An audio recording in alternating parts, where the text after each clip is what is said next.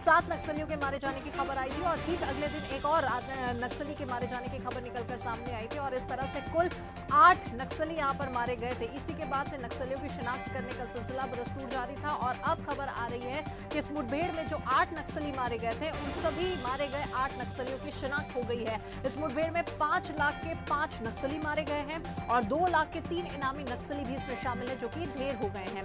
Police ने शिनाख्त नक्सलियों की अब सूची भी यहां पर जारी कर दी।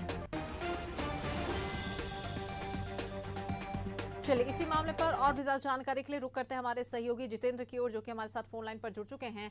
जितेंद्र, आपसे जानना चाहेंगे, लगातार बीते दिनों जिस प्रकार से मुठभेड़ हुई, 8 नक्सलियों की अब शिनाख्त भी हो गई है, जिसमें कई बड़े नक्सली भी शामिल हैं।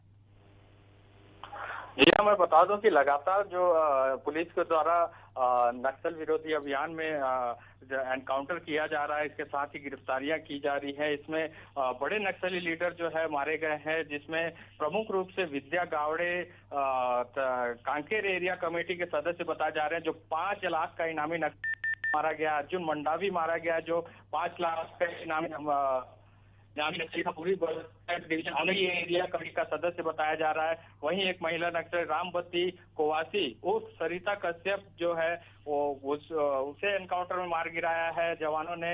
वो भी 5 लाख की इनामी नक्सली है।